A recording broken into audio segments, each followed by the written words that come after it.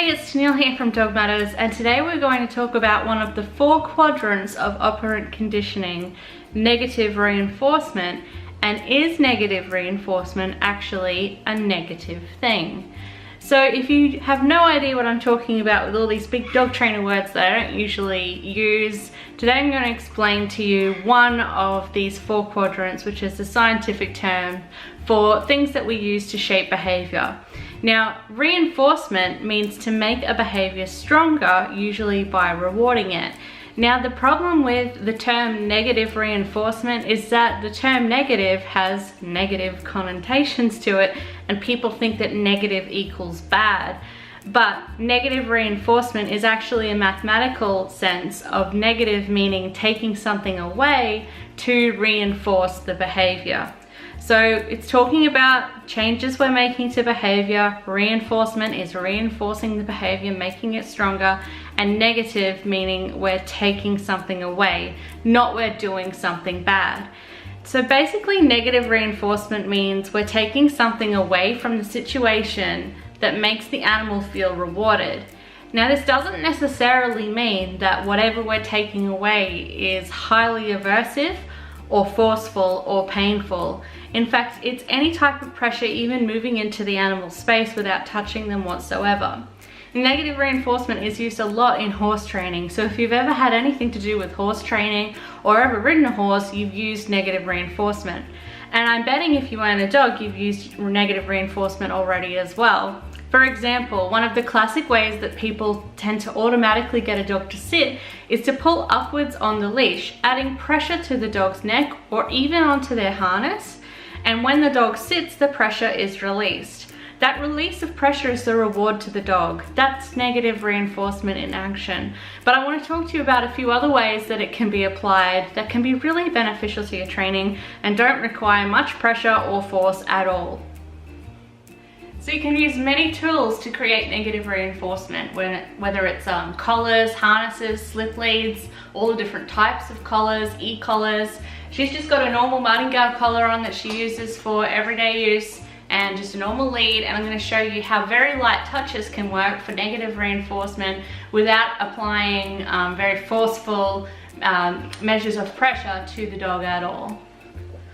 So if I put very slight pressure on, Envy comes towards it, the pressure goes away. That's her reward. That's negative reinforcement in action.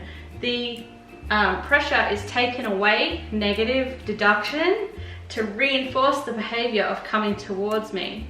It doesn't mean that Envy's feeling any pain or finding it very aversive. It can just mean that you've taught the animal that that's what the pressure means. So pressure on, she comes towards it, good girl. Now, what can be really powerful here is to pair negative reinforcement with positive reinforcement. Positive reinforcement is spoken about a lot, most popular and very effective way of training, and combining the two together can actually be a really powerful and fun way of training. So if I want to teach her to back up, I can put backwards pressure, good girl. Good. Nothing there. Pressure on, good. Pressure off when she's where I want her to be. And now if I want to get that backing up action, pressure on, yes! And then followed up with the positive reinforcement of the food reward as well as the negative reinforcement of the pressure of the leash dropping. Now, the classic example I talked about earlier was the sit position, which people hold upwards pressure towards the sky. Not necessarily very hard. She sits and the pressure disappears. That's negative reinforcement in action. And like I also mentioned earlier, it doesn't even have to be a physical touch that you can use for putting pressure on and releasing pressure to the dog for reinforcement. It can also just be spatial pressure, getting her to move out the way, coming towards her, good girl. And there was no leash pressure coming on whatsoever with that. So spatial, good, yes. She moves out of my space, the spatial pressure stops and disappears and backs off from her, and that's her reward. And just to make it even better, pairing it with positive reinforcement as well. And as you can see, she's enjoying both sides of that training. Good girl. Yes, So that was totally just body pressure and hand signals and her giving in to that pressure, which is a good thing for a dog to know how to do. Now she's predicting that that's what I'm gonna do. So pressure this way, good. So we'll drop the leash completely.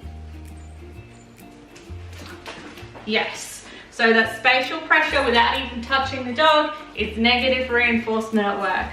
So I hope from this video you can see that negative reinforcement doesn't have to be negative and in fact can be very effective and a lot of fun, especially when you pair it with positive reinforcement as well.